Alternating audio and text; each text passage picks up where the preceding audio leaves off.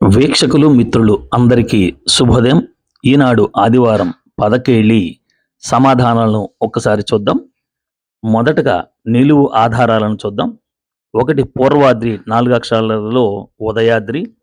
రామాయణంలో ప్రస్తావనకు వచ్చే ఒక పర్వతం గంధమాదనం. మూడవది కుమార్తె అంటే పుత్రిక. నాలుగవది మేషి ఏట అంటే గొర్రె. 5 కార్యాలయంలో క్లర్క్ అంటే గుమస్తా. 6 సేవకుడు అంటే పనివాడు. 11 అక్కినేని నాగేశ్వరరావు గారి సినిమా విప్రనారాయణ. 12 పిమ్మట అంటే పెదప. 14 వసుధ అంటే విపుల. అలాగే 16 నిండు నూరేళ్లు వర్ధిల్లు అంటే శతమానం భవతి. 18 సొగసు నెగలు అంటే మిసమిసలు. చంద్రుని చూసి వికసించేవి కలువ పూలు. 20 శత్రువుని అరి అంటారు. 22 తిరగబడిన ఇల్లాలు భార్య కింది నుంచి పైకి. 23 కానుక అంటే బహుమతి. వ్యాపారానికి పేరు పడిన వారి కులదేవత అంటే వాసవి. వయసుల యొక్క కులదేవత.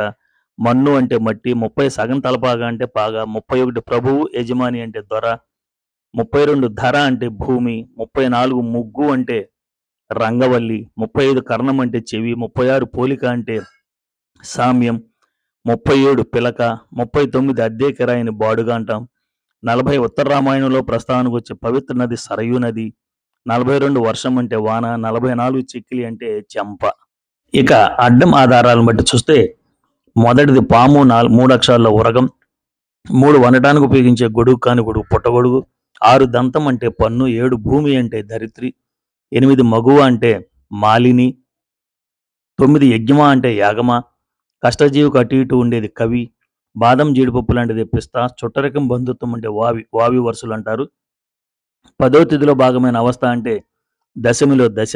17 ప్రమిద. 19 పొట్ట ఉదరం అంటే కడుపు. 20 తర్వాత అంటే అనంతరం. 21 సేవలు అంటే సపర్యలు. 23 గోద అంటే బరి. 24 దారిద్ర్యం అంటే లేమి. 25 తలుపు అంటే భావన. 26 మొత్తం వర్షం అంటే వానంత. 27 నెచ్చిలి చెలికెత్తి అంటే సఖి. 29 మయసభ. 30 క్షీరం అంటే పాలు. 32 అలవిమాలిన గొడ్డి చాకరిని వెట్టి అంటాం. 33 విశదంగా సవిస్తరంగా అంటే వివరంగా. 35 జైలు అంటే చెరసాల. 38 అడితి ఇటు రాయాలి గతి. 39 నుయ్యి అంటే బావి. 41 హాలిడేనా అంటే సెలవ. 43 పెళ్లి కొడుకు అంటే వరుడు. అర్ధాంగికి మరో పేరు దార అనే పేరుంది. పిన్నమ్మ అంటే పినతల్లి. వినాయకుణ్ణి గణపతి అంటాం. అందరికీ శుభ ఆదివారం.